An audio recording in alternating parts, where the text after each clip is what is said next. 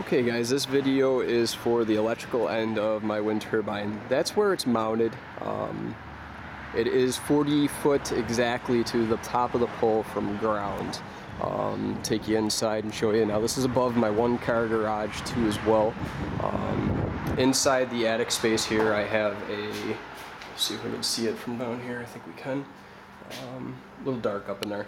Ultimately there's a box, a junction box, a PVC junction box that comes into. I oversized it so if I want to put solar panels on this one car garage roof I can. If I add a second or third windmill off the side of the house I can. Bring the power into there. I oversized the conduit. This is 2-inch electrical conduit. An elbow that goes in. Now I ran number 2s. Number 2 copper to that wind turbine. With DC, you do see a large voltage drop. You can find voltage drop calculations in the code book, NEC code, National Electric Code. They will give you mathematical equations to figure out voltage drop for all different types of voltages and lengths and size of wire. It'll tell you what size of wire you want. Code will not allow more than a 3% voltage drop. In a situation like this, it's more preference. They're not really enforcing it too much with wind turbines, as far as I know, at least not here in New York State. So basically I went with number 2s and I'm still seeing like a 3.5% voltage drop if I remember correctly. It's 175 feet total of wire. So go inside here. It's a little bit of a mess, I apologize. Low ceilings too, so I'm ducking down. Alright. This is the electrical. That's that conduit. It goes all the way across my whole basement. 2-inch conduit. And basically, the whole setup, it hits that box. From there, it goes into the charge controller setup box that I built with parts from Missouri Wind. I bought the disconnect from there. I bought the meters from there. I bought the charge controller from there. All of which I'm happy with. I grounded all of my grounds inside this box with a separate ground rod. I also have a water main ground going in there too as well, with another copper wire that goes in there for the water main to the house. So it's double grounded just in case anything comes back, and on that ground I don't want it to make it to my panels as far as like a lightning strike or a surge or anything like that. This is my inverter. It's a 200 watt pure sine wave inverter that I picked up. It's a Samlax America. I love it. It's great. I run my plasma TV off of it, and I'm confident that I'm not going to have any issues. I run a lot of electronic equipment off of this, PlayStation, the Wii, everything in the living room is running off of this when I switch over to my battery power. So basically I bought enough to run multiple wind turbines into this setup, and solar too as well. So this is the disconnect, and it's been inspected by my town. That's what that green sticker is. When it was all up and running, now that I have the turbine down, you can't tell that it's running, but it was up and running right before winter, and I had it inspected, and they were impressed with the work and had no issues. Now this is the sub panel. So basically the disconnect allows me to switch from house power to battery power whenever I want and feed the sub panel. Now the sub panel is what I brought the circuits that I want to operate off the wind generated power. I brought into this panel and will operate whatever I choose to operate.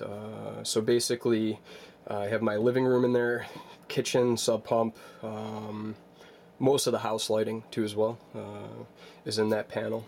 Everything else, like the 220 lines and everything, are still in this panel. The power to the garage and so on and so forth. So that motor below there is my DC reel motor. That's my dump load. That's a motor I picked up at the flea market for $10. Goes anywhere from 0 to 87 volts, I believe, and it draws up to 40 amps of power. It's an excellent little dump load. I mean, it just spins when the dump load sends it to it, and just burns up the unused energy. Now my battery bank, I went with Napa RV batteries. Reason being, I did a lot of research, bang for buck, great warranty. I couldn't find much better. Now they are an acid battery, and that's why I built the box. When they charge and discharge, they give off hydrogen. So basically I don't want that hydrogen leaking into my house, so I sealed the box. It has 2 doors, give me some room for growth. That is an exhaust that I put a 12-volt PC fan on. Right now I have a lot of things apart because I'm just reworking a few things I wanted to change now that it's all disconnected anyway. And that would exhaust the air right outside, and the intake was actually on the other side of the box over there. So it just takes all the air in the box and sends it right outside. So I don't have any of the hydrogen coming in the house as these charge and discharge. So basically once the batteries are full, I have a unit that tells me when they're full. I come down here, I switch the power. I get about 4 to 5 hours off of just what's hooked up right now. Now this is what I've had hooked up all winter. I bought 2 more. I wait for them to go on sale before I buy these batteries, just because I'm cheap. So basically I bought 2 more, and I have to hook them up yet, and I'll have that done this week. But you know, I get about 4 to 5 hours off of these batteries when they're fully charged, running off the inverter. Which is pretty good for my living room because I have a lot of electronic equipment in there. So with the WindBlue Alt, I was impressed this winter with the Windy Nation blades. Reason being is, you know, it didn't put out high amperage, and you know, on a day like today I'd be seeing maybe 2 to 4 amps going into the batteries, but it's constant 2 to 4 amps. You know, we're only seeing 10-mile-an-hour winds today. So then if it gusted and I saw 20 to 30-mile-an-hour winds, the max I've seen out of that setup was 30 amps. That was the most, and that was during a windstorm in the middle of winter where we were seeing 50-mile-an-hour gusts. Part of that is the WindBlue Alt is a low wind alt. It's not designed to put a lot of high end out, and the Windy Nation blades have a lot of cascade failure. Now those Windy Nation blades were great for startup and low wind. They would start spinning in just a breeze, and that's no BS. Now I haven't tried the Raptor blades. Those are the only blades I haven't tried, but I've heard stories of them starting up in 10-mile-an-hour winds, and then the people that sell them say they'll start up in 1.3-mile-an-hour winds. Honestly, I can't see those blades. I had an AirX. I can't see those blades starting up in low winds. There's no way. Even if they're bigger and you have more of them, I can't see it happening. Most people who have the 9-blade setup say it doesn't start up until at least a 10-mile-an-hour wind. I personally am looking for something that's going to start putting out energy in an 8-mile-an-hour wind, and decent amperage.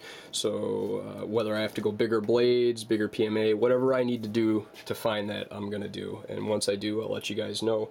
I am going to try the windmax generator next. Talking to the owner, I'm really impressed with those so far. I've seen a few YouTube videos on them with people who have them set up on their home.